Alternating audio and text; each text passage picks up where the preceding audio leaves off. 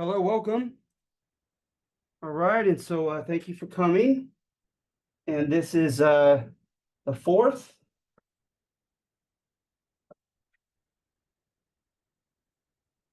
All right, so get your names down.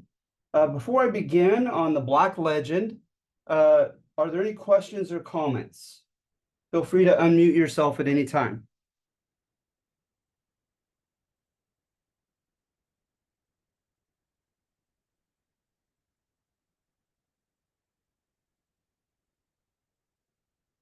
All right, well, if something comes to mind, do not hesitate to just unmute yourself and ask me a question, okay? All right, so getting into the Spanish colonization of the Americas. I love this topic. All right. With the Spaniards, right? The historical dialogue began dramatically right off the bat. Okay, there was a gentleman named Bartolome de las Casas. He was a Dominican friar, and he wrote a brief history on the destruction of the Indies. His father had accompanied Christopher Columbus. He came on a subsequent trip, and he supposedly not only was an eyewitness in the Caribbean to Spanish atrocities, but he also had entrevistas. He had interviews with several indigenous sources, giving their side of things. So I remember, like in my Spanish class, that we have a Spanish literature class, and looking at some of his original writings on the subject, and he did not even try to be objective. He likens the Spaniards to tigers who have been deprived of food, looking for Native Americans to devour. He likened the Native Americans to meek sheep, ovejas mansas, or corderos, like lambs. And so definitely conflict history, right? Where he highlights conflict, power dynamics, and he wants you to empathize with those who lost. Such was the passion and the gory detail that he wrote with, that he had death threats from fellow Spaniards who thought he was a traitor to his colonizing country. Well, when this book hit Europe, it became a very convenient tool for Spain's enemies. Catholic France, nearby, Protestant England for sure, and Protestant Netherlands for sure. And so today, a lot of people like to highlight Las Casas's work because the Spaniards could kind of conveniently serve as an anti-model today, right? Of what we do not stand for. So, for instance, right, one of the defining characteristics of this depiction is that they were physically brutal, and we'll go over evidence of that. So, of course, we're anti-violence today, supposedly. I say supposedly because the popularity of UFC fighting and all that. But at any rate, you could teach a lesson against violence by showing what the Spaniards did. And then also ethnocentric intolerance, right? Putting your culture and your beliefs as the center of the universe and as the only frame of reference from which to evaluate other people. The Spanish tended to do that and see the world solely as Catholics. And of course today, right, we're for being tolerant, diverse, pluralistic, cosmopolitan, citizens of the whole world, not just our country. And then in addition to that, the Spaniards are depicted as being very manipulatively and brutally exploitative, and economically especially, taking advantage of the indigenous Americans. And so with that, of course, we preach against that today, right? Especially with the academia, let's face it, kind of leans to the left. And so they're against corporate greed and laissez-faire capitalism of just the government staying out of it. They want high and tight regulation of corporations and big business so they won't, on account of their greed, continue to exploit their workers. And then also, lastly, they paint a picture of the Spanish Americas as being quite inequitable. And to me, inequitable is that it is lopsidedly unfair, okay, in all three realms, but especially economically and politically. And so they're going to form somewhat of a hierarchy in the Spanish Americas, and we preach against that. Today, we're for egalitarianism, right? Everybody on equal footing. So at any rate, they do serve as a kind of a convenient anti-model today. But there was a gentleman, I always forget his last name. His first name was Julian, but he was a jurist, and the jurists would they would interpret law. They served as attorneys and interpreters of the law for the king. But there was a jurist with the first name of Julian, and he said, "This is all a black legend about us." And of course, why things bad have to be black is subject for another day's Zoom. But he's saying that it's a terrible lie about the Spaniards. Okay.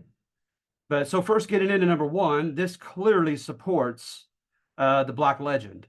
I try to give somewhat of a summary of Las Casas's work. And what I try to do is I try to demonstrate evidence of all, what was it, about 4 of those negative adjectives that I ascribe to the Spaniards. Okay. So first of all, right, brutality. We definitely have evidence of that. Columbus, when he came in, he made an immediate military pact with the Arawak tribe of the Caribbean against the Carib. The Carib tribe were supposedly cannibalistic and warlike, and the Arawak were terrified of him. So he said, "Don't worry, I have gunpowder and so forth. We'll be military allies in return for you granting me some land." And he leaves 50 men at Fort Navidad, and he comes back on a second trip, and the men have been murdered, and the fort burnt to the ground. And what he finds is the alleged ally of his, as well as another chief named Cannibal. He finds evidence that they themselves killed the Spaniards. The famous telltale sign to Columbus was a bullet wound, a bullet wound on the leg of his ally, and only the Spaniards had gunpowder.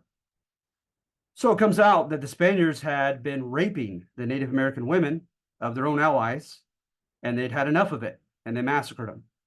So before you know it, he's at war with his ally. Then some of his men steal some boats, and they head off to present-day Puerto Rico, Boricuan, as it was called, and they found supposedly gold. And the Boricuan island belonged to the Taino, which meant noblemen in their language. And it didn't take long to go to war with the Taino over that gold. And they already were at war with the Caribs. So by the end of the second of 4 voyages, Columbus and the Spaniards are at war with all 3 major tribes of the Caribbean. Then fast forward to the 1519. Cortez, right? He initially was granted on the island of Cuba from the governor permission to open up diplomatic relations and trade with the great Khan, the great leader of this great civilization that they've been hearing about and receiving information from. And of course, they called themselves the Mexica, from which we get Mexico, and we call them the Aztec. So they changed their mind at the last minute. Cortez was aware of it, so he snuck out in the middle of the night, according to the sources. So now technically he is on an illegal mission to Mexico. Well, as soon as they got on land, they were attacked by the Tabascans. Then they were threatened by the Tlaxcalans, both tribes of whom they engaged in brutal fighting. So it didn't take long at all for them to land on the Yucatan and for them to be at war with 2 different tribes. Okay, according to one of the conquistadors who wrote a book on this, his name was Castillo, on their way to Tenochtitlan, they were ambushed at least 3 times, supposedly on orders of Moctezuma II, the Aztec emperor. And so it's very conflict-ridden, lots of violence just right off the bat. So they go in, they receive warm hospitality, and even according to the conquistadores, they begin pilfering Moctezuma's treasure because they're put right next to his treasure room, hospitality wise. So that's not that's a bit ungrateful. Then in addition to that, there was a guy named Panfilo de Narvaez who was supposed to come and take Cortez's spot. So Cortez took a contingent of the men from the palace of Moctezuma and went to take Narvaez on and left the rest of them there with Moctezuma. Well, Moctezuma already had been ordered to kill them from his papas, from his religious leaders, because he had invited Cortez into the temple of Huitzilopochtli, and it had nothing but snakes and human blood and skulls in there. And Cortez told him that that was paganism, that he was following the devil, and that he needed to put a cross and a portrait of the Virgin Mary in there and follow the true God. And so they had been offended as the religious leaders, and they wanted these outsiders killed. So Moctezuma finds himself torn. So at any rate, they're invited by the Cholulans, who they'd already had drama with, to an arete, spelled the same as an earring in Spanish. And it was a religious festival and dance. Well, they had been given word, Pedro de Alvarado, that the Cholulans were planning to massacre them, that after the dance, they were going to have a great feast and give plenty of pulque or alcohol to the Spaniards, feed them as much as they could, and then when they least expect it, to massacre them. And we'll probably never know the truth of that accusation. But what we do know is the Spaniards acted preemptively, right? And the preemptive strike is you have a feeling the guy's going to strike you, so you just strike him first. So the Spaniards ended up shutting the gates to the stadium and massacring the dancers and many of the Cholulans, known as the Cholulan Massacre. Now, angry mobs of Aztec warriors, etc., are surrounding the palace, and they want their blood. Cortez somehow sneaks back in with his men after defeating Narvaez, and he tells Narvaez's men that this is the first evidence that he is going well beyond trying to become a diplomatic partner and trade partner. He's telling them, once I conquer these guys, you could have some of the loot. So now he's kind of showing his true colors. They make it back in, only to sneak out in the middle of the night, and it was known as La Noche Triste, the sad night. They over half of them, in a matter of minutes, were murdered by the Aztec as they tried to leave. So they get out, they lick their wounds, they get thousands of Tlaxcalans, Sempaloans, and other tribe warriors to, in divide and conquer fashion, to fight with them against the Aztec. And they come back. And then when they came back, they engaged in a siege. They cut off the running water, they cut off access to food, and kind of played the waiting game. And then when they felt the moment was right, they attacked. And they eventually are going to be successful. But according to Castillo, who wrote about it as an ex-conquistador, he said there was blood everywhere. There were body parts everywhere. People were fighting inside the houses, on top of the roofs. That it was just very brutal. And the Spaniards are going to catch the surviving Aztec Emperor Cuauhtemoc as a prisoner of war. All right. And so at any rate, there's plenty of evidence of brutality.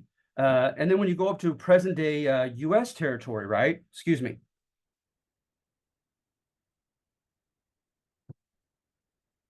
Florida had plenty of violence because they had well-established confederacies, the Appalachee, the Tallahassee, and plenty of Spaniards died trying to take Florida.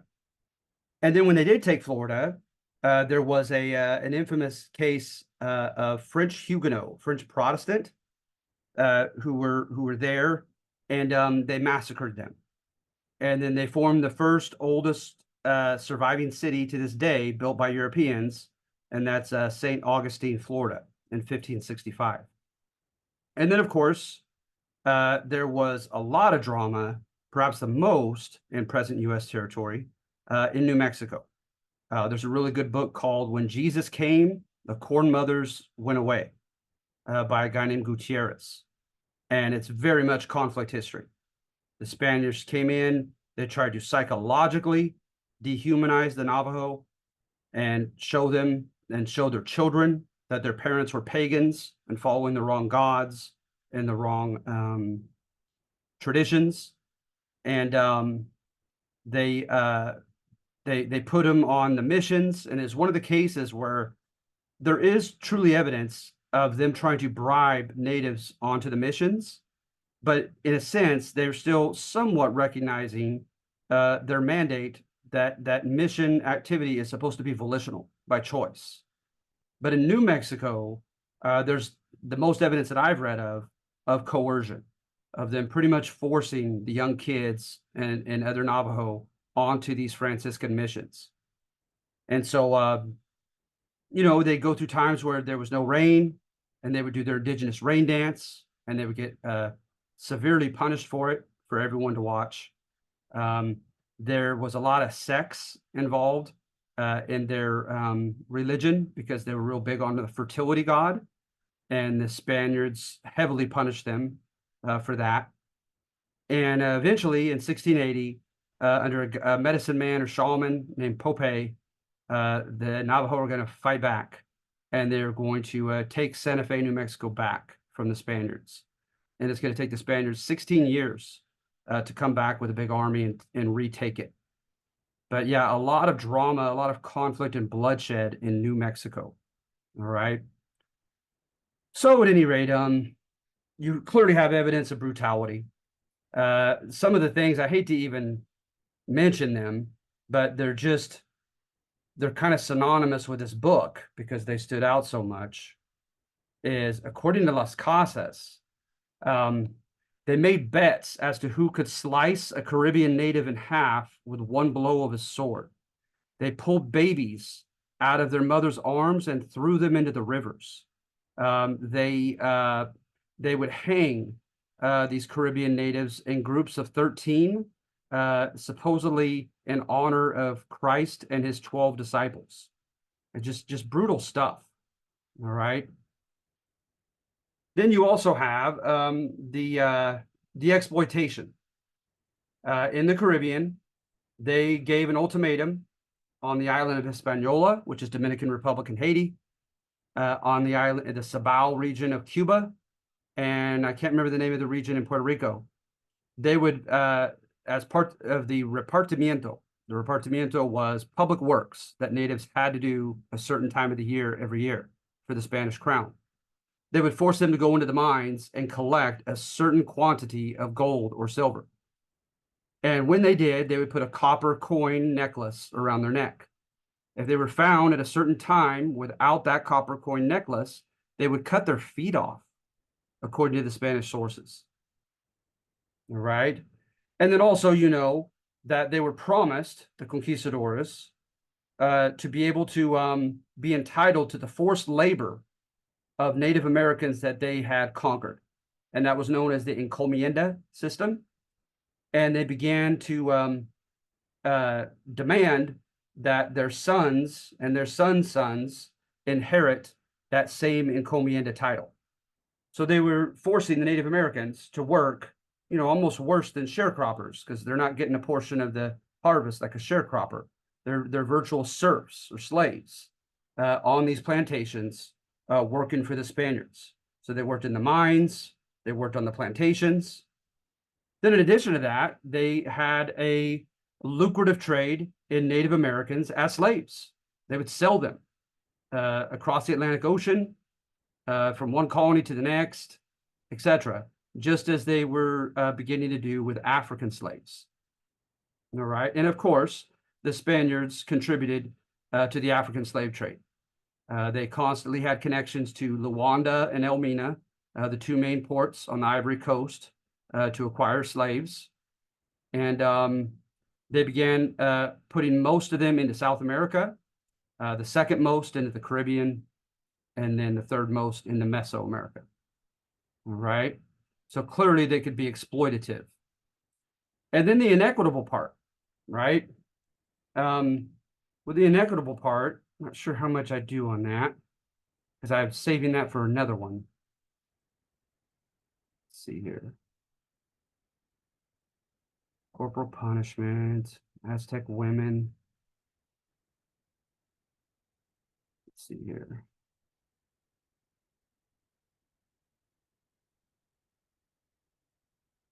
Yeah, if you don't mind, I'm going to only use one example of Spanish political domination because I saved the rest of it in another section that's coming, okay?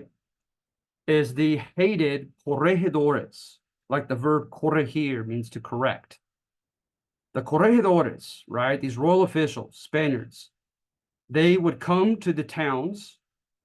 And by the way, they allowed, like with the Aztec, if you had a high population, a dense, homogenous population of nothing but natives who have not been assimilated to things Spanish yet, they would allow you to have Repúblicas de Indios. You'd have your own Indian republics.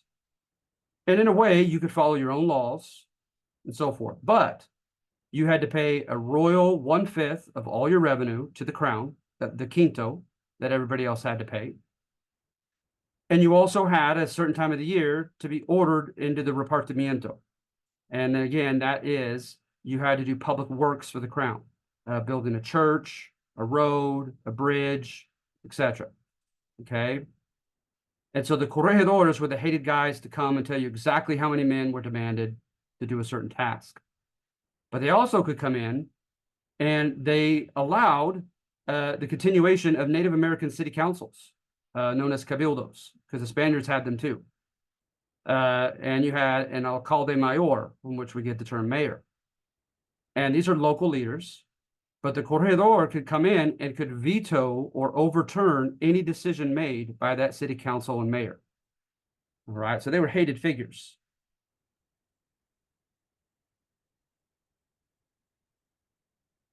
And then, of course, right, with people like Bernardino de Sahagún, who were really big on physically protecting the Aztec and the natives. They were for protecting the preservation of their codices, right, their books, so that future generations can know about their history and culture. But even folks like Sahagún, still insisted that the Native Americans have to assimilate and become Catholic Christian. And remember, Pope Alexander VI and his famous Tordesillas, papal bulls, demanded it such of the Spaniards, saying, you have my blessing to take the Americas as long as they are pagan lands and as long as you make Christians of them. That's a picture of Las Casas, and this is the origin of the Black Legend. And then number 2, right, is I try to demonstrate evidence that the Native Americans are no pushover. They were not always the victim. They made decisions that mattered just as well.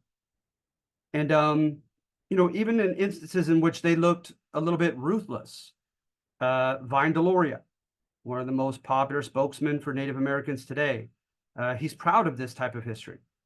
He says, hey, I find it condescending, he says, to simply depict us as meek sheep and victims, that we could be savage, we could be shrewd and intelligent, and we made decisive decisions as well, etc., etc.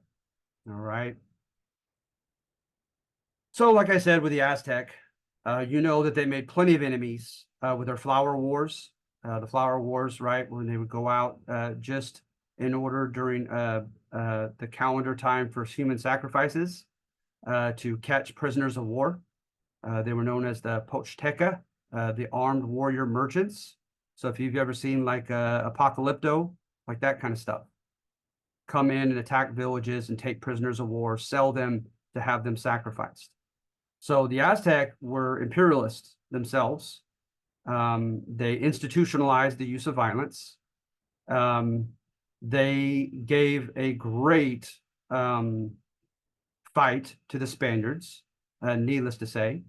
According to Castillo, as they walked into Tenochtitlan, the Aztec warriors whistled and hooped at them and called them women and said that they were going to kill and eat and sacrifice them in their Nahua language. And then in Florida, I mentioned 3 guys in a row, Ponce de Leon, Pedro de Narvaez, and Hernando de Soto, who came into Florida to take it, and all 3 died on their expeditions. Okay, very powerful tribes, very shrewd. In some of these cases that you'll read, it wasn't just an upfront battle. Sometimes it was ambush. Sometimes it was deceit. All right.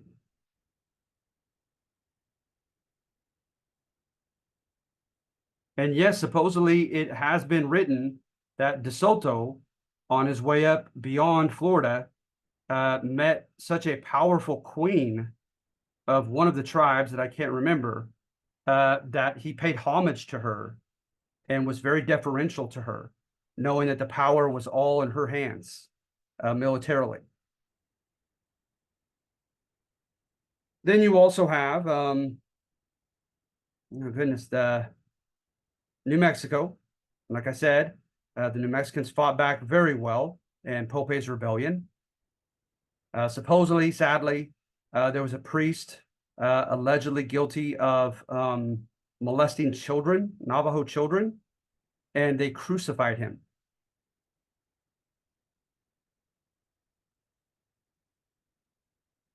Then in Texas, you hear about the Caddo quite often, because the Spaniards loved them because they were so docile. The Caddo were farmers. They voluntarily, in large numbers, entered the missions and chose to assimilate to things Spanish. But it's because they were an anomaly. They stuck out. Most of the other tribes around them were not such. They were nothing like that. So the Jumano, the Karankawa, other tribes were said to have been very fierce and formidable. Right. And then there was shrewdness on behalf of the Native Americans in the California missions. And I'm going to save that too, because that's also down further on this assignment. So number 2 just stresses the agency of Native Americans and showing that they were not just these innocent childlike victims. Okay, just kind of that up front. Now, number 3, I read this book, and when I put this together, summing the book up, I had a smile on my face. So I'm thinking, I don't know if I buy this one. Okay. But I thought, it's thought provoking, and it also gives you good idea of the context. So yeah, let's give it a go. So on this one, right, you have the beginnings of this end of mercantilism. Remember, with mercantilism, the crown says that the resources are finite, and he or she gets to dictate the allocation of those finite resources. So you have monopolies. They alone get to engage in trade in the biggest moneymakers, like human slaves from Africa, cocoa and sugar, cotton, of course, bullion, gold and silver. All right. And you had a house of trade, and also something known as the consulado.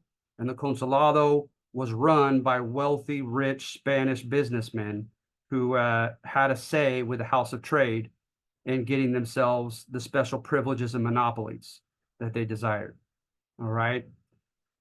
But what happens is you have the beginnings of at least a gradual loosening of that tight hold that the aristocracy had over everybody else. And supposedly it was somewhat out of a feeling of urgency and even vulnerability. Because as you may know, Isabella, her uncle had died, and he had a daughter, but the daughter was an infant. And so what normally happens is the daughter still is to take the throne, but she has a regent, right? Like a mentor. Usually it's a clergyman that could be trusted. And that clergyman runs the country until she comes of age, and then she becomes queen. Well, Isabella was not going to wait for that in Castile. And so she took the Castilian throne from her uncle when he died. And there was immediate insurrection against her. And people wanted the infante, they wanted the infant to be the next queen instead of her. So she felt a sense of vulnerability and the shakiness of her own legitimacy and her own power over Castile. Ferdinand, right, the issue with him was his father had sons with multiple women. So they're all like half brothers. And so, okay, well, which one gets the father's throne? So again, Ferdinand was decisive, and he took the throne of Aragon, and he had at least two brothers that were out for blood, wanting that throne instead. All right. And then, of course, they're finishing the Reconquista, the reconquering of Spain from the Moors in Cordoba. And so they have their hands full and issuing resources to pay soldiers to go and fight that. So then they also know that word has gotten out of Columbus's voyages and that there's this new world out there. They know it's just a matter of time, and the Portuguese, the French, the English, the Dutch are all going to try to jump in and chime in. And especially with the Protestant countries like the Netherlands and England, they don't care. They don't recognize the power of the Pope to grant the Americas to Portugal and Spain in the Treaty of Tordesillas, known as Alexander VI Papal Bulls. Okay, so they're feeling a sense of urgency. So now what they began to do, right, after Columbus, because they did largely fund Columbus and he owed them back that money. And they knew they couldn't continually do that. They'd go bankrupt.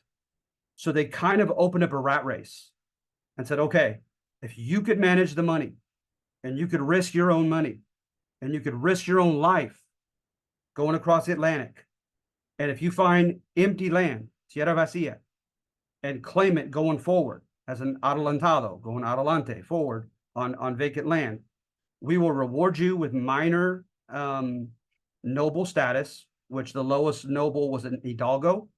We'll make an hidalgo out of you. We'll grant you an encomienda over any natives in the area to have to work for you. And the same thing, of course, with any of you who conquer, go to densely populated places and conquer a people, we'll give you even more rewards. And then, of course, we'll put the flag of Castile and Aragon collectively. Now it's beginning to become one united Spain over that land. So it seemed like a win-win for the crowns, right?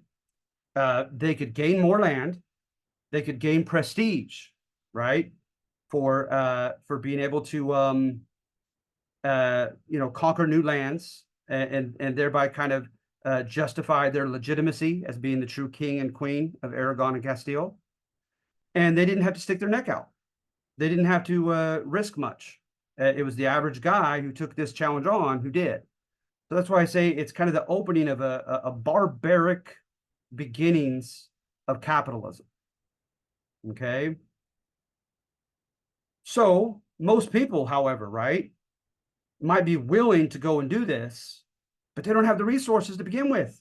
You have to have capital. You have to have money to start with, right? How are you going to get a ship? How are you going to hire men to come and fight with you? And so forth. So enter the middlemen, the Cicerone family, oh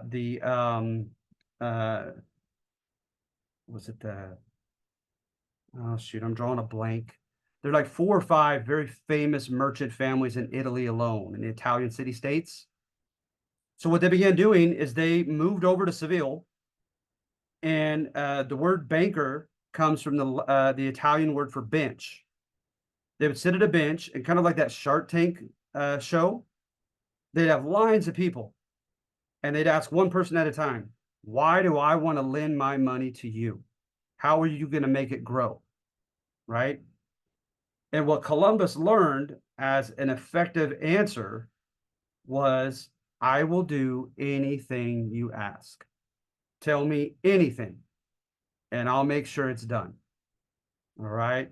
And he found that that kind of amoral, pragmatic approach and willingness to do anything that the guys who have the money tell him to do was his way up. Okay? He paints a portrait of the Columbus family being mired in poverty. The dad was a candle maker. They came from a long line of artisans. And in some cities of Europe, artisans did very well, a skilled worker, but not the Columbuses. It wasn't getting them anywhere. So at any rate, Columbus learned to play that game. So of course, what did he do? He was sent to Elmina, and he picked up slaves and brought them somewhere else. African human beings.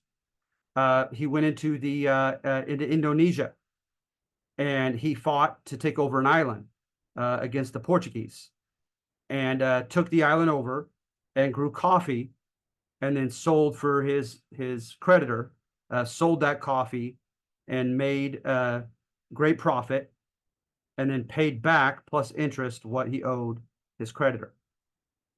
And then ultimately, right, Ferdinand and Isabella are going to tell him, all right, go and take a different route to Asia.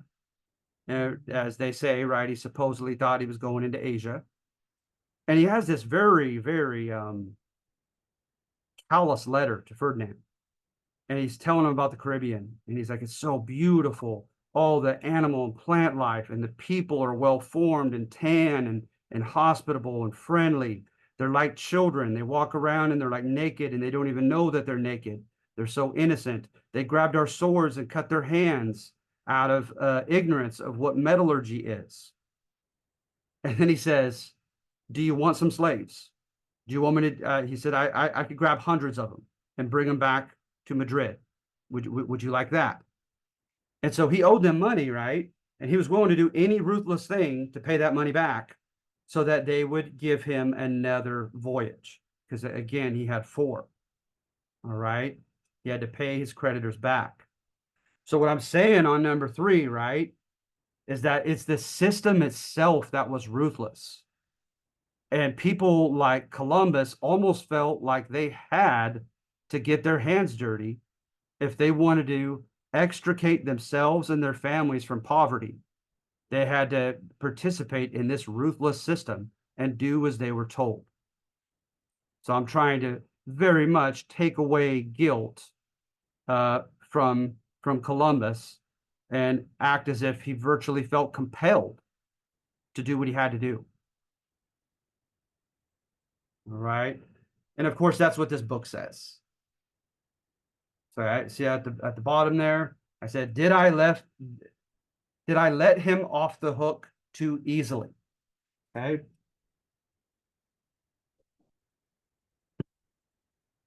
All right. Then number 4, Spain was enslaved by the prejudices of her time. You know that debate when they talk about nature versus nurture. To what extent are you the person you are because of your DNA that you inherited? Or to what extent is it your upbringing and your environment? Well, historicism, as a term in history, it implies the latter. It implies that you are formed by your environment. You're formed by your upbringing, the institutions, your family, your church, your government, your schools, that they largely form you and you're largely a product thereof. Okay, so the fancy word you'll find in history books is historicism. And that's what we're doing here. All right. So when you're talking about the 14 and 1500s, you don't have the scientific revolution yet. And the scientific revolution, right, is that you suspend judgment about what you believe in and you engage in empirical research, right? The scientific method. And you infer from your results through experiment, observation, measurement, etc. You infer from your results a logical conclusion.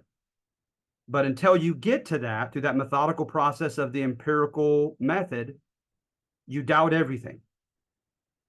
They didn't have that yet. And by the way, the fancy name for that is, oh gosh, now it's escaping me. Doggone it. I've used the term a lot because it's kind of a fun, fancy word. Epistemology. Epistemology is how you come to know what you know.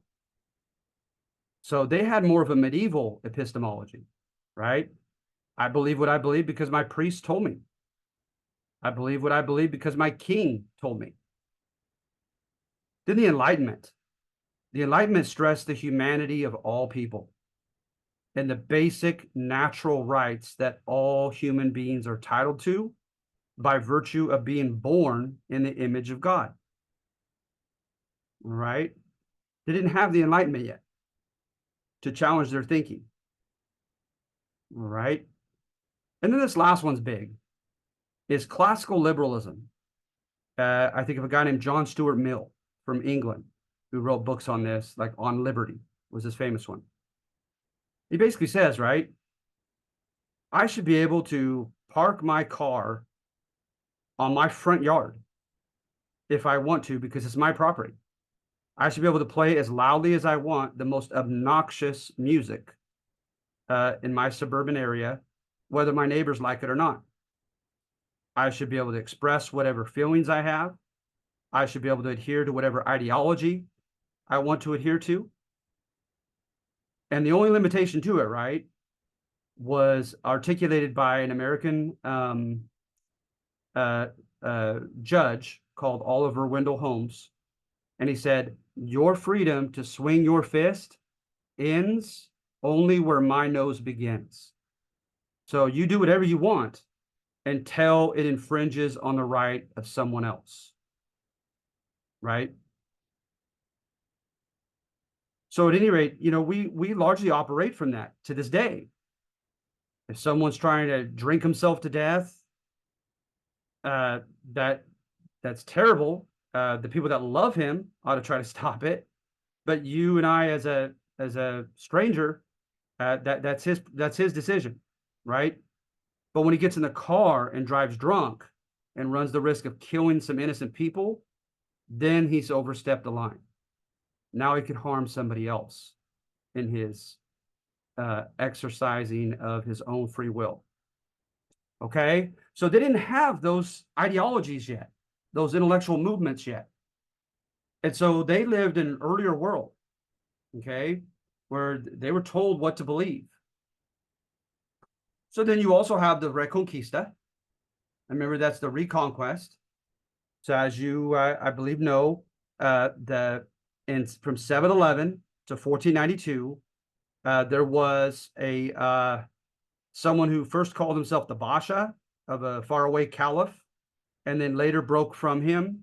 And then the subsequent leaders called themselves sultans themselves, stationed in Cordoba, Spain. And, you know, especially in the 7 through like 1200s, they had conquered most of present day Spain, these Muslim Moors from North Africa. All right. So you had no fewer than 3 popes tell the Spaniards, we give our papal blessing to you fighting against your rulers. We declare you have the right to holy and just war against them. And you shall be given indulgences to spend fewer, if not no time, in purgatory with your souls when you die. So hence you get rewards. So their Pope is encouraging it. Their petty kings, because petty Spanish kings got to exist underneath the Sultan. They had to pay special taxes as, quote, non-believers, non-Muslims. They had to give certain tribute. They had to be willing to fight for them as mercenaries. Okay. But they still got to exist as petty kings. And some of these petty kings, you had Sancho. The most famous one was El Cid, C-I-D, who rose up and fought against the Muslim forces. All right. And again, their patron saint of the Holy War was St. James, Santiago. They fought, went into war, went into battle against the Moors back in Spain, saying, Santiago con nosotros, James, fight with us. And they said the exact same chant when they fought against the Aztec, 3,000 miles across the Atlantic. So clearly they're taking that holy war ethos that they developed in Spain, and they're carrying it over to the Americas. All right.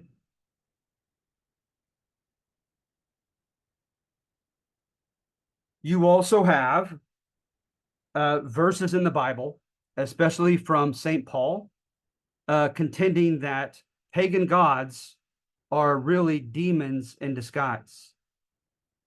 And so they came and they saw the demonic when they saw things with especially the Aztec religion, the use of the serpent, the veneration of Quetzalcoatl, the son of the son of the bright morning star. And I guess in the book of Isaiah, it says, "Oh Lucifer, how you've fallen, oh son of the morning star." So they literally call Lucifer the morning star in the Bible, which of course is connected to the planet Venus. So at any rate, they just, it's what they knew. It's what they knew. All right. And then you have a case right here near San Diego where they stopped and a shaman started taking a hallucinogen and his eyes rolled back and he started mumbling and it scared the Spaniards. And he was waiting for one of the gods to enter the crow that he had on his arm. And the crow let out a loud screech, and a Spaniard pulled out his harquebus, his old pistol, and shot and killed the crow. And it caused great damage to their relationship with that tribe. And they looked at the Spaniard like, "What are you doing?" And he said, "That was the devil." So it's what they knew.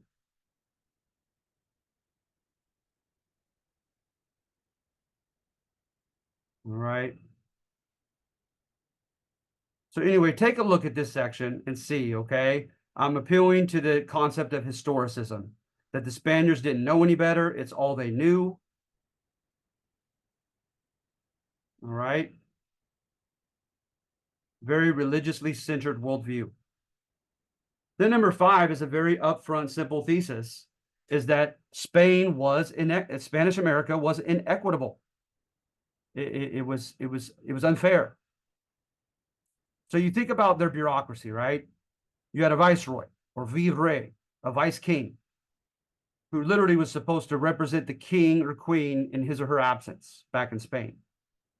And he or she was to enforce all the laws and had the power of life and death in some cases over colonists. All right. Always an Iberian Spaniard. Then you had the audiencia. And audiencia were like the Supreme Court. And they moved around kind of like an appellate court, a circuit court, but they were the ultimate arbiters, deciders over criminal law, over adjudication between two parties, etc. And they were all well-educated Spaniards from Spain. Okay, and the power was in their hands. Then the viceroy, instead of election, the viceroy made decisions on governors, gobernadores. So he chose the governors, and sometimes he chose criollos, and a Creole was someone who had both Spanish parents, but was simply born in the Americas, okay?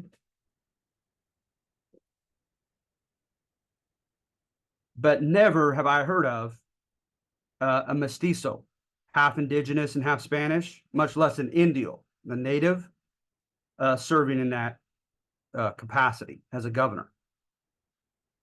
So then the royal crown would decide on the corregidores. We already mentioned them, right? They could veto what the city council and the mayors decided upon. They called upon to collect the taxes and the tribute, and they carried out the repartimiento, the public works that the natives, quote, owed the Spaniards. All right. So politically, very inequitable, right? Now, granted, the further you were away from the viceroy, the more kind of latitude that you had for the lack of infrastructure back then. So for instance, San Jose, up here in California, a corregidor came and vetoed a decision made by the city council mayor of San Jose. They threatened to kill him and they chased him out of town. Los Angeles, they had a biracial regidor, half black and half Spanish, city councilmen. And they had a couple mestizos as well on their city council. So Los Angeles, from the very beginning, was pretty multi-ethnic. Okay, you always had your exceptions, but they were just that. They were exceptions.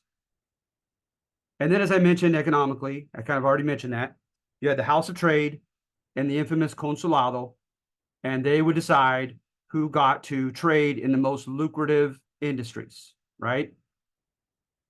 But one thing that they allowed the commoners to do, and a lot of the commoners were castizos, that's just a generic term for mixed race people. They could join guilds, kind of like the medieval guilds. You all do the same thing for a living. You help one another out with like wedding, if someone's daughter's getting married, a funeral, and things such as that.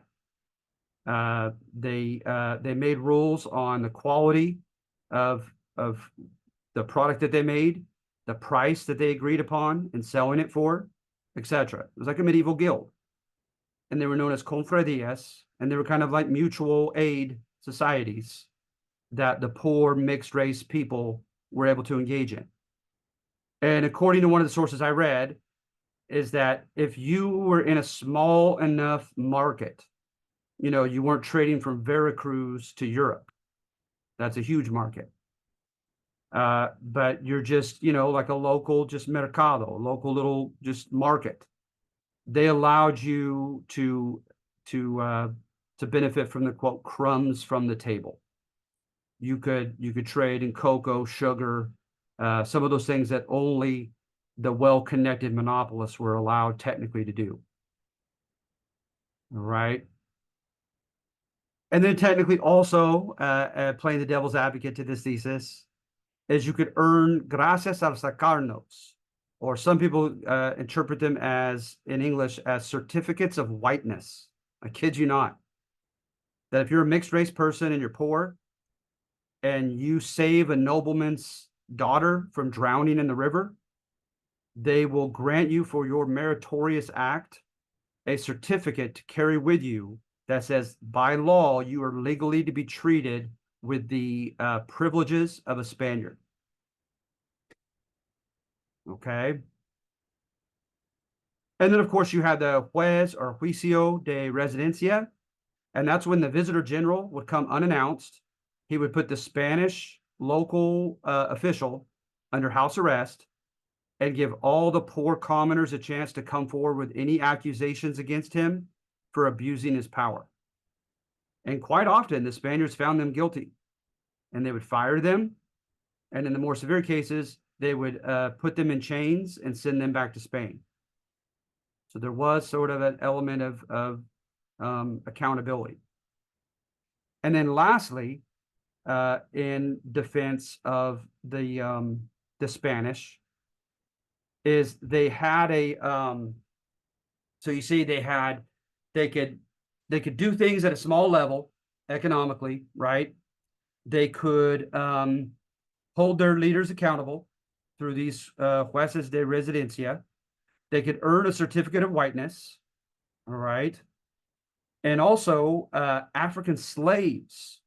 According to a source that I read, the Spanish almost always simply let economic forces do their thing. Well, one thing that really helped the African slaves in Latin America, as opposed to English North America, is most of them were put in urban. I'm sorry? Most of them were put in urban settings. And the same thing happened up in North America with the English. Is there was not as much to do. There was more latitude to move around. And if you were in a city, as opposed to an agrarian area on a plantation. But not only that, there was a temptation to teach your slaves a trade, and especially on the weekends, rent them out and let them engage in that trade and sell the product. You get over 50% of the profit, and they get to keep some of it themselves as an incentive to do it. And so they allowed the slaves to work on the side, to have their labor rented out on the weekends, for instance, And when they accumulated the same amount of money that equaled their market worth on the market, they could engage in manumission. They could buy their freedom. And when we get to the English are going to deliberately make it almost impossible for that to happen. The English colonists are going to go out of their way to keep them enslaved. And it was not so with the Spanish. So if you were a slave in Spanish America, you had a much better chance of purchasing your freedom. Okay.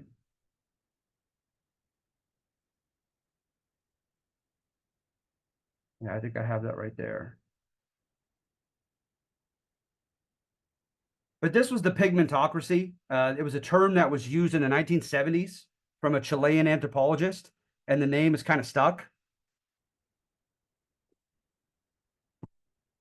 So I'm going more off memory than I am reading because I can't quite see that. But it says, if an Espanol marries an Indio, their child is a mestizo. But then if that child as a mestizo grows up and marries a Spanish woman, now the baby is a castizo. Now that castizo grows up and marries a Spanish woman. He's an Espanol again. He's worked his way back up to being a white Spaniard. So they actually had a chart to try to definitively put each demographic in its proper place based upon the pigment of skin. Kind of crazy. Then number 6, all I do on number 6, okay, is that I give all the popular schools of history and interpretation their chance, their fighting chance. It's a very lukewarm thesis because I want to inform you and show you the different ways that the California missions have been portrayed. So the very first one, good intentions. This is court history, right? Remember, court history praises and defends the winners. So this one makes heroes, saints, martyrs out of the Franciscan friars. Shows evidence of the sacrifices that they endured. Shows evidence of the manner by which they fought for the rights of their natives not to be abused by the nearby soldiers at the Presidio nearby, and wanted them to be safe and left alone by the soldiers. Genuinely believed that they were leading their natives to heaven and saving their souls, and also trying to make sure that they did not become obsolete when it comes to economics. They went out of their way to teach them good, practical, modernized skills of building and skilled work, etc. And as you may know, Pope Francis made a saint out of Junipero Serra. And there is written evidence of a lot of what I just described with Junipero Serra. But you got to consider the source. It was written by Francisco Palau, who absolutely adored Serra and wanted him to be suggested for sainthood. Okay, and of course, when they had that ceremony at Carmel Mission just a couple years ago, a lot of Native Americans showed up to protest it.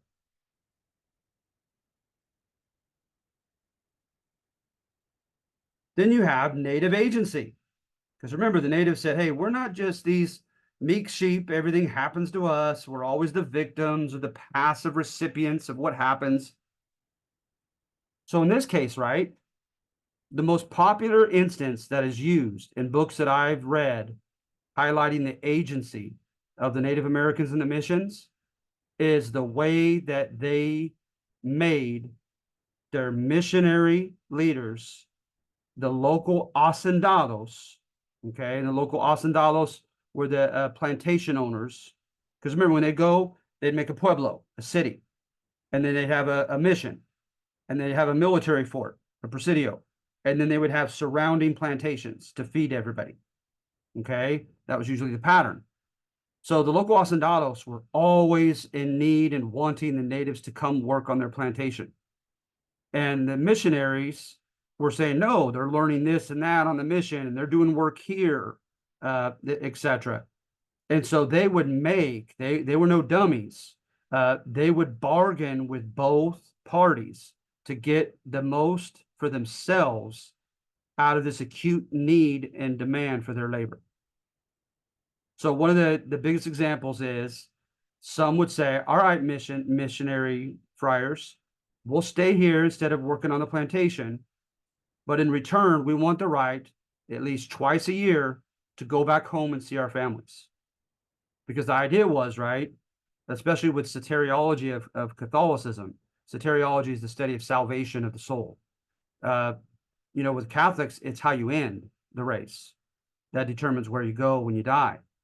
And so to the missionaries, right, it didn't matter how well they were doing on the missions, these neophytes, these newly converted natives. If they went home and they reverted back to their family's ways with their family, surrounded by pagan family members, and reverted back to paganism, then all the religious development they received in the missions was for nothing. They're just going to end the race being pagans again. So they did not want them to leave for that reason. But they had to begrudgingly allow them to. And because the natives made demands. All right. They also made demands when food was scarce, that they demanded the right to go out and hunt and do other things to supplement their diet. Okay, so they did that as well. And so the natives were no just passive children. They were smart. And then in other ways, right, they convinced the missionaries, hey, you got to bend a little bit on this religion. And if and only if you do, then I'll go through the motions, at least, of being Roman Catholic. So, for instance, a lot of them had fetishes. Fetish, right, is some material object that you believe is connected to a quote pagan god, and it has power in and of itself as you hold on to it or keep it in your bedroom, etc. A lot of them had fetishes, and the friars wanted those thrown out. And a lot of them fought for the right to keep them, and those types of things. All right. Then, was there harm? Absolutely.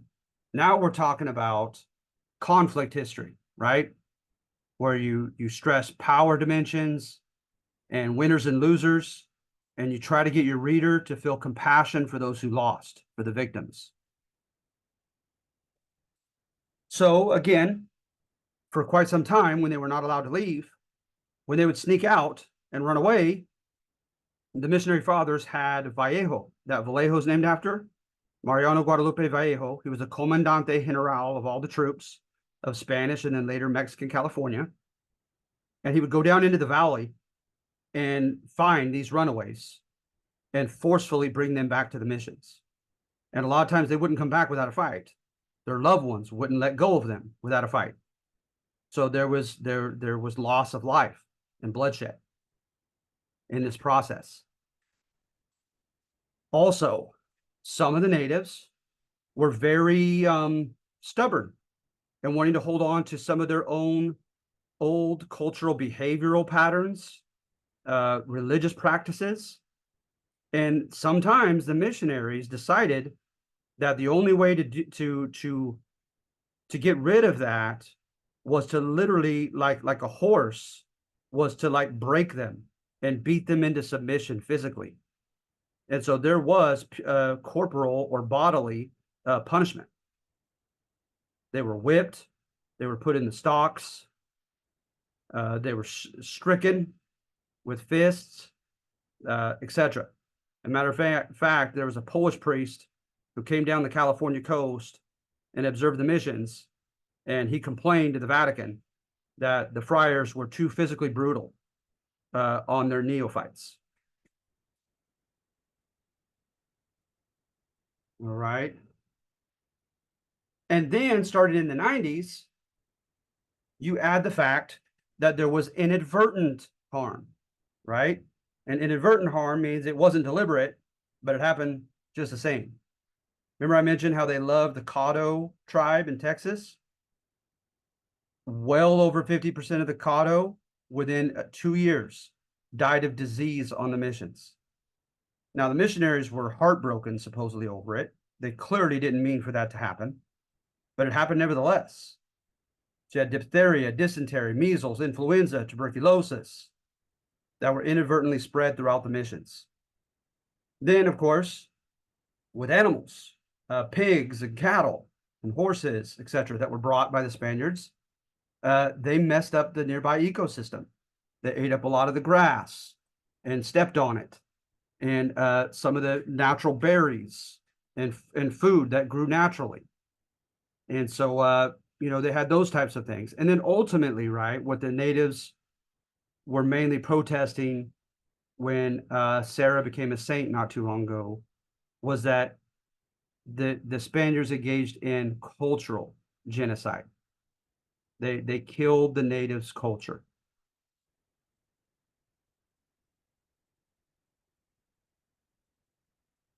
And then lastly, all right, Mexicans, a mestizo people. I say, granted, it's kind of a granted but approach. Granted, this relationship was meant to be one way, right? During the initial phase of conquests, it was bloody and confrontational. The earliest forms of miscegenation, of interethnic sex, sadly, oftentimes were the result of rape by the Spaniards and raping indigenous women. And but thankfully, right, even with the Spaniards' intentions of making the Aztec completely assimilate to them and be subordinated to them, it didn't work out that way in reality.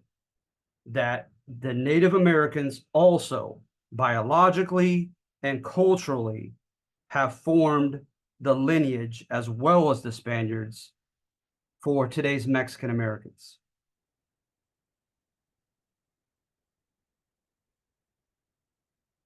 So yes, the Spaniards were awful. You have some awful quotes from Las Casas here.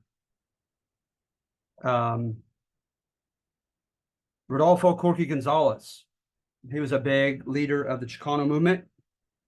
And you see his poem, and he brags about his Aztec ancestors and not so much about his Spanish ancestors. Right? You have evidence of the Spaniards, as soon as they conquered the Aztec, grabbing women for themselves as trophies of war, as if they were inanimate objects. You have leaders like Cortez and Columbus who, quote, gave native women princesses out to some of their men as if they were inanimate gifts to be given. So that did happen. But thankfully, right, Charles V issued the laws of Burgos that ended the encomienda and said the natives are not to be enslaved anymore. And then with the Ordinance of Discovery in 1573 by Spanish King Philip II, he said no more military conquests. Any advancements we make on land are going to be peaceful through the Spanish Catholic friars. So now miscegenation could be more based upon choice. A Spaniard and an indigenous person actually falling in love, feeling attraction, what's the way it's supposed to be, and choosing to have children together mutually. Notice in 1514, they saw it happening so often that the Spanish government made it legal. Miscegenation was legalized in 1514 and recognized, and they ordered the Spaniards who had Native American concubines to marry them, to make honest women of them. And they ordered that their mestizo, half indigenous, half Spanish children, their sons, be sent to school.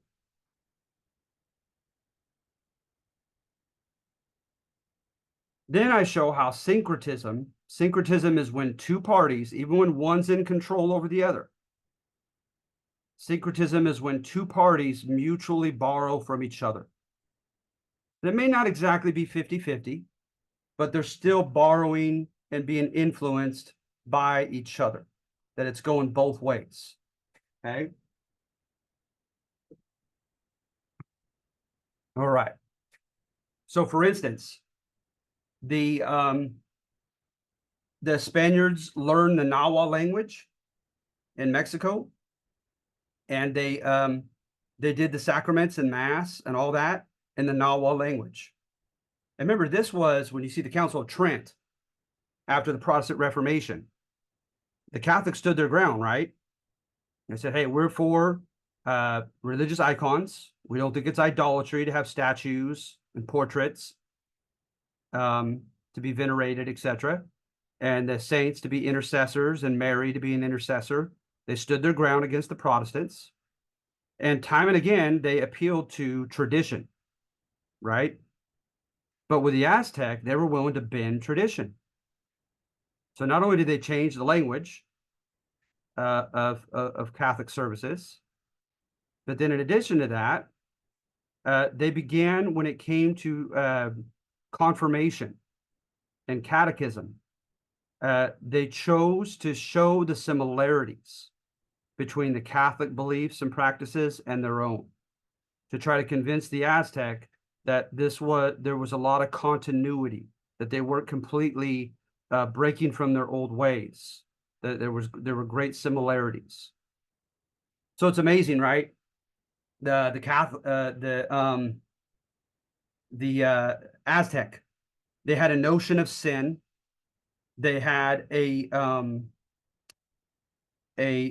rite, a religious rite of penance, like the Catholics. They whereby you confess to a priest, and he gave you some type of penance to do, and then you were absolved. They had notions of heaven, hell, and something like a purgatory. All right. They had some gods like Tezcatlipoca that were related to, like, with the devil. Some like Nanahuatzin that were related and similar to Christ.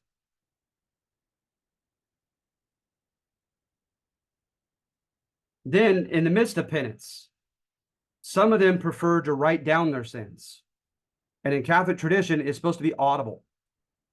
But the Catholics bent and said, fine, you could write them down. Then they were not comfortable with confessing all their sins.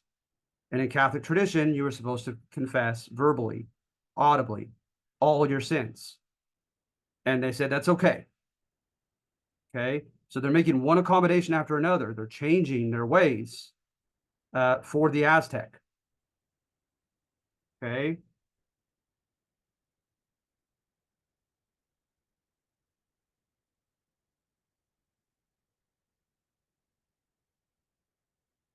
Then also with catechism, they saw a couple different types of elements to Aztec culture that were big, and they played on those to try to encourage them to accept the sacrament of confirmation.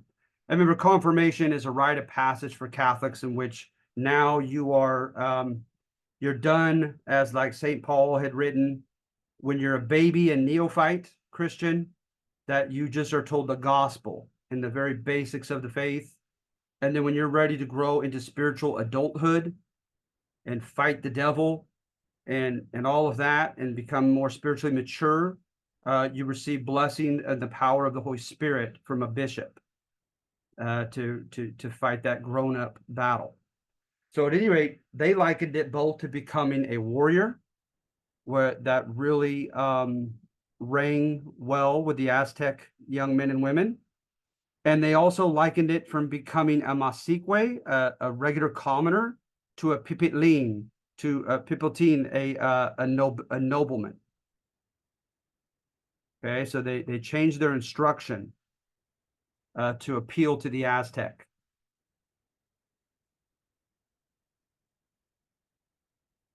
And then the Virgin Mary. Juan Diego, a young Aztec convert, claims that he was at the statue of Tonantzin, who was the mother goddess in Aztec pantheon, and that the Virgin Mary appeared there to him. Right. So notice the continuity, right? She was there, former, mother goddess, and now this is now the mother of God in Catholic Christianity, appearing to him just there. And what's also interesting is Mary, he contended, did not look like the impressions of Mary that the Catholic Church gave forth.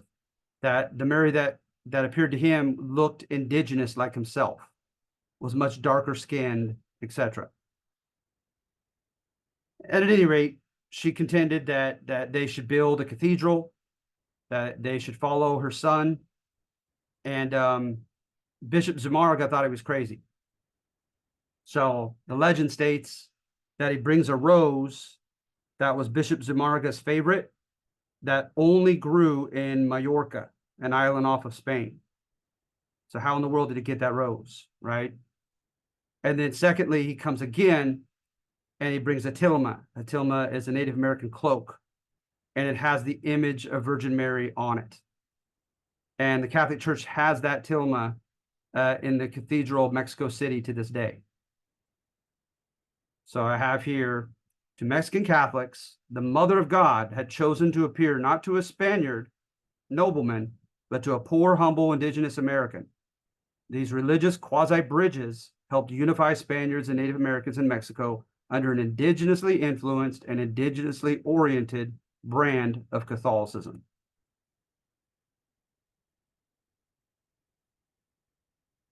And then the Baroque movement. It caught here as well. Now, granted, it started with the Spaniards. So any evidence of us writing of Baroque Mexican writers, it's clearly evidence of them emulating the Spanish. So that in of itself is not necessarily syncretism, right? But there's more to it. So notice with the Baroque movement, you know, like your meter is like your rhythmic pattern. So like A, B, A, B, A, B, right? The A is rhyming and the B is rhyming. They would follow a rhythmic pattern and then deliberately break it in the middle of the poem.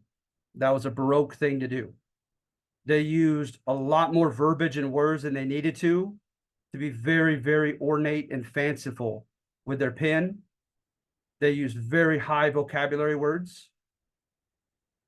And they made allusions in metaphor to Greek and Roman gods quite often, to classical sources. Okay. So at any rate, back here, you have Juan del Valle y Cavieres. You have El Inca Garcilaso de la Vega. You have Gaspar Perez de Villagra, and you have Sor Juana Inés de la Cruz. But then they did not simply just emulate the Spanish Baroque writers, they added their own styles and themes to them, which also began to catch on in Spain. So they influenced the Spanish as well. Sor Juana Inés de la Cruz, she was something else. You know, typical. Also, they were big on disillusionment in the Baroque movement. Oftentimes, it was love disillusionment, thinking that that woman had loved you and then she broke your heart and she never had been in love with you to begin with. That was very common. Sor Juana Inés de la Cruz, a woman in Mexico, she wrote about the fact that she was very beautiful and in her youthful age, and men chased her. But in the end, it meant nothing. The men just kind of used her, and she became a nun, and her beauty was fleeting. It was polvo es caduco es nada, she said. It was dust. It was steam that just blew away. It was nothing. But what she also wrote is how women ought to have a right to be opinionated and educated. And that caught on back in Spain. It got their attention. All right. El Inca Garcilaso de la Vega, he wrote about the natural reason of his mother's family, the Inca. Because remember, the idea was, right, it comes from a movement called the Scholastic movement back in Europe. It's the idea that, especially because they fell in love with Aristotle, the scholastics, they said that God is rational and he made man to be rational as well. but there are certain things that are super rational that even the rational brain can't comprehend, like the Trinity, right? Three persons in one God, or the gospel, the Son of God dying for the sins of the world. Reason alone can't conjure that up. So when it's super rational, God must choose revelation to show us those things. But everything else, we could rely upon our reason. So he said the Inca are just as human as the Spaniards, and by the logic they were born with, the intelligence they were born with, they were following the natural laws of the intellect, and they created a fabulous civilization. And then Villagra celebrated the fact that when they, in 1599, when the Spaniards entered New Mexico, you had technically someone with the blood of an Aztec princess and the blood of Spanish conquistador leader Cortez. And since you had, therefore, they're planting Spanish and indigenous royal heritage into New Mexico. So they added their own things to it. And then folklore. Dichos are sayings. Take a look at some of those. Some will look familiar. Others I think are a little bit are pretty unique. The one that cracks me up is there goes the burro, there goes the donkey again into the cornfield. And it alludes to someone who has a stupid habit. And there he goes again, going back into being an idiot with his behavior. They had, of course, La Llorona and Duendes, right? La Llorona initially was attached to La Malinche, the woman who was the translator for Cortez. She kind of went against her own tribe because they had sold her when she was a kid. And so they contended that, you know, they had children together, but he had pressure Cortez to marry someone of his own station. So he married someone else, and in a fit of rage, she drowned her own kids and drowned herself. And now as a ghost, she's going around looking for her children in bodies of water. And if she finds another kid to replace them, then so be it. So it's a scary story for kids. Duendes were supposed to be the third of the angels who could not make up their mind, when allegedly a third of the angels chose to rebel with Lucifer and a third stayed loyal with Michael. And so the third that couldn't decide, they were turned into trolls, and they're up to mischief constantly, and they live in the woods in Latin America, in the forests, and they're just these little mischievous trolls. Brujeria, witchcraft, and they have their curanderos and curanderas, their faith healers. That has not died, even remotely. That's still here. So is fear of the evil eye, el mal de ojo. So they'll have, you know, you wear a certain amulet around your wrist and so forth. And I hear that the Portuguese still adhere to this as well. So it was Iberian, but it was also native. Okay, it's kind of a mix. And supposedly, right, you don't have kids, you see someone else's kid and you say, what a beautiful child. You're supposed to follow it up by saying, God keep him, God keep her. Because if you don't follow it up with that, they're afraid that you are in your envy of their beautiful child, that you want something to happen to their beautiful child. So oftentimes stuff with the evil eye, it's parents trying to protect their kids. And then, of course, El Dia de los Muertos, right? The Aztec had Tlaxcochimaco. And that was the day when, because they believe in 5 trees, one in the center of the earth, other 4 on the 4 corners. And there's always life force going from the 9 levels of the underworld to the earth and to the 13 levels of heaven. And that the gods, on their own whim, can allow people to go from one realm to another. And so they you know, have the pan de muerte, they have the death bread and other things, and personal private property and stuff that means stuff to their dead loved ones. So the Spanish Catholics said, okay, we'll work with this. How about we'll contend that we'll do it on November 1st and 2nd. So that on November 1st, it's All Saints Day. And it's kind of a misnomer. They're not talking about the Catholic saints. They're talking about children. Because in their idea, at least under 7, before the age of reason, all children that die automatically go to heaven. They're pure and innocent. And so that they believe that God makes an exception on November 1st and allows the spirits of the children to come back and visit their loved ones. And then, of course, the next day is November 2nd is All Saints Day, and then All Souls Day. And from there, right, they believe that in addition to those in heaven, that those in purgatory as adults can come up for one day and enjoy the presence of their loved ones. So that's definitely as much, if not more, indigenous than it is Catholic, this Day of the Dead.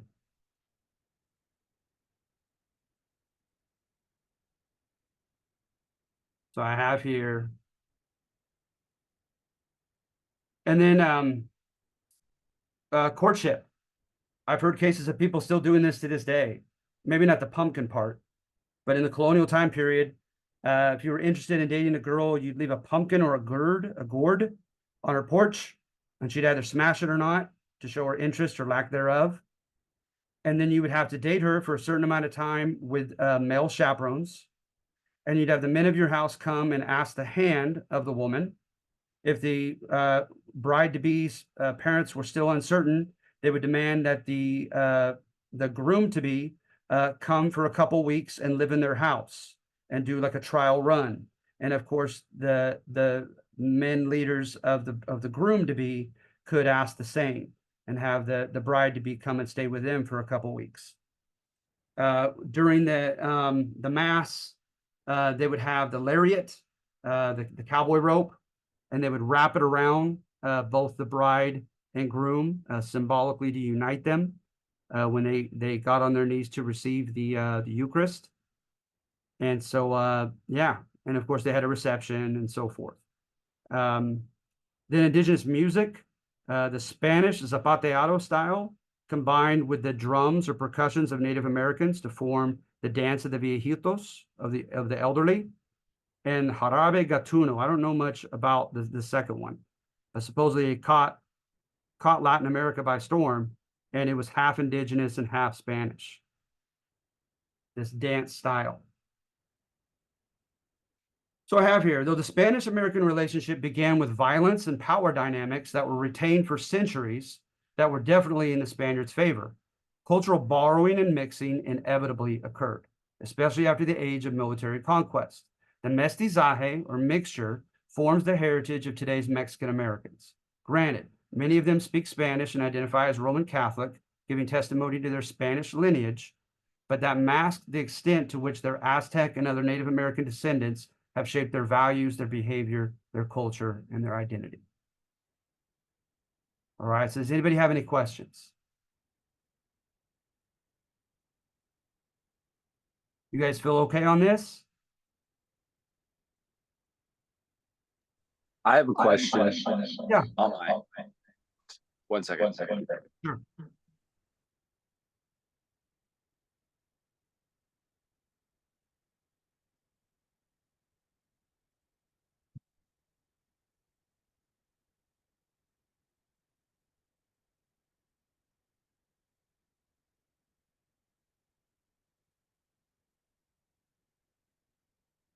Hang in there, Dominic.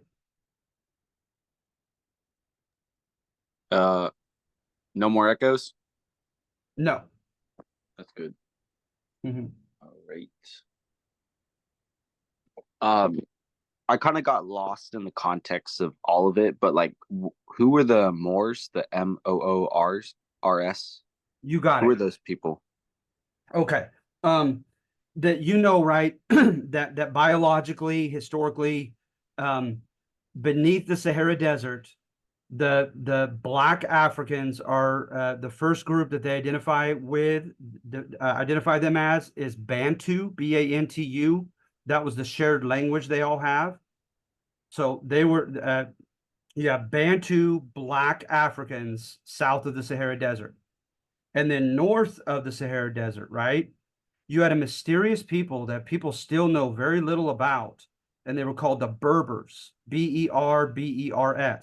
Okay. And then as time went by, the Berbers were received colonization from the Phoenicians. Okay. And so Phoenicians were Middle Eastern. They're from Lebanon. So you have Phoenicians come and intermarry with the Berbers. And that's what, and matter of fact, no, it was two steps. And so then therefore you have the building of Carthage, and they were collectively called the Carthaginians. And so they were half Berber and half Lebanese. The Carthaginians were. But then as time went by, right, especially by 711, you had an influx of Arabs come to North Africa, and eventually they're going to take it over. So it's the mixture of all three of those groups. It's the ancient Berbers, the Phoenicians, and the Arabs form their own, quote, what's the word we used? The Moors. And then and also an identification with the term Moor is Muslim, because a lot of the Arabs especially brought Islam there and established it in North Africa. So they're Berber, Lebanese, and Arabic. And collectively there above the Sahara Desert, they became known, especially when they became Muslim, as the Moors. Interesting. It is. It's fascinating. I have actually a lot of research to do on like the Arab history I want to do because I don't know too much about them. I know, and sadly, I don't either, Dominic. I've kind of been pigeonholed into U.S. Don't get me wrong, I love U.S. history. At Delta, I'm able to teach Mexican American history. As you might be able to tell, I study a lot on Spain, but there's so much that I would still love to read about the Arabic people and history. Mm-hmm. All right. So anything else? Anybody else? Well, if no one else is gonna ask, how would you suggest we approach the study guide? I actually just looked at that yesterday. Oh, that's a good question. That's a good question. I have half a mind to put it off because I for various reasons.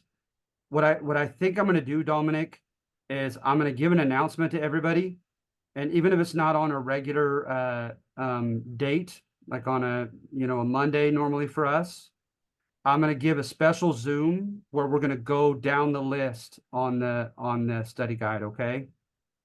That's a good idea. Okay, absolutely. I don't care if I have to do it on a Friday because Friday's my day off. I'll do it on a Friday if I have to, and we'll just go right down that list. Yeah, I'll be there if you do that. All right, thank you, Dominic. And yeah, I'll let everybody know by way of an announcement on Canvas. Okay. But no, thank you, Dominic, for bringing that up. Sometimes I just forget about that. And so, yeah, I definitely should do that, especially for your first test, not knowing what to expect. That's the least I can do. All right. Are you guys coming to halfway enjoy this style instead of me just coming up with my own interpretation and making you memorize it? Do you find this a little bit more thought-provoking, having different arguments from different areas?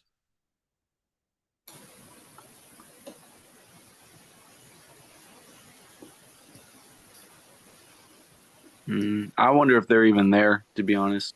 Yeah. Sorry, I kind of missed what you said. What did you say about that? I just said, are you guys, I'm trying to get reinforcement, and I'm not talking about flattery, just reinforcement in my type of organization of my assignments, of having like various different arguments from various different kind of facets of the topic. Do Okay. you guys find that helpful at all or interesting? I think so. I think it's nice to see the different points of view. Okay, good. No, Are I you certainly do. Yeah. are Yeah. you talking about like what you wrote yourself, or are you talking about like you going over it right now in the Zoom call? No, I mean basically what I wrote myself. Just the fact that you're seeing different views and different of the same topic. I'm gonna be honest. Yeah. It's not a bad idea. It's just like with this specific one, like a little much. a little much reading, if you know what I Sure. mean. Sure. But besides that, it's decently well thought out. Okay, good. Good. Yeah, and like I said, I'm not trying to pat myself on the back of how well I wrote it at all. I'm just talking about just the style itself of just trying to come at you from different perspectives with completely different arguments on the same topic. I think the only thing that could be like, and maybe it's just me, Mhm. but like really focus on the clarity of like more so how you're supporting your thesis. Sure. Yeah. Okay. I will absolutely keep that in mind. Okay, good. Good, good. But All right. besides that, I did honestly enjoy your reading. Well, good. I hope so. Yeah, honest to goodness, I'm not talking about like if I wrote it well or anything like that. Nothing narcissistic like that. I just mean just truly just the style and seeing different takes on the same topic. 'Cause I want to know if I'm just have a false sense of confidence because I personally believe in this approach so much. Okay. But absolutely be more definitive and what exactly when I'm given data, what exactly the point is that I'm trying to support as I'm giving that data. I could definitely make a better effort as to making that clearer throughout the sections. And is this class supposed to be like centered on the different takes of what we're studying, or are you trying to teach us like this specific time slot of history? If that makes sense? Yeah, no, actually, it's not. It doesn't have to. No, this is just. It's basically all me. All they do is that they're called SLOs, student learning outcomes, and they'll just say we want you to cover Spanish colonization, early English colonization, the War for Independence, the Constitution. So I have to hit those topics. But as far as my style and showing different sides to them, no, I don't have to do that at all. That's just completely me.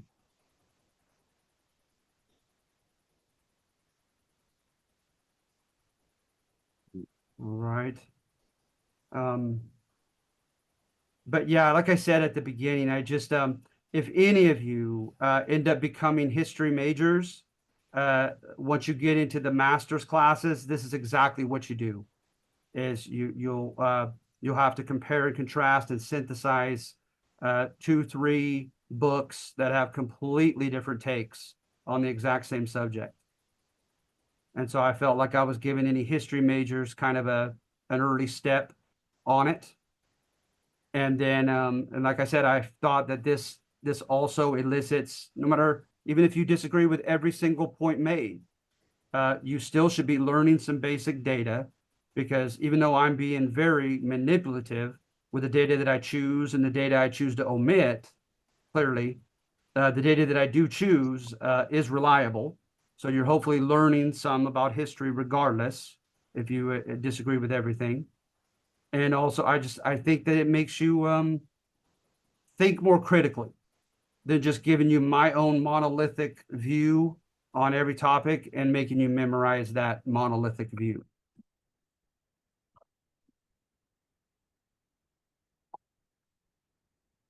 Right.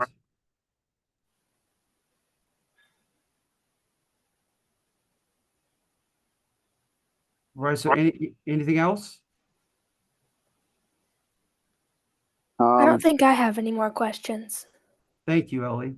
when do you Dominic? plan to grade assignments? Like just so that way I get an idea of like when I should get things Yeah. accomplished.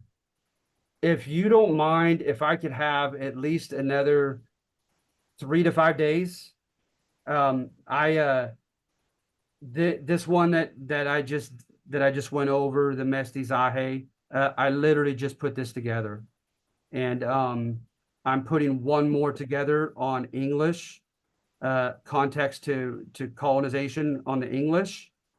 And so I got to get that done in the next couple days. And then I'm free to correct.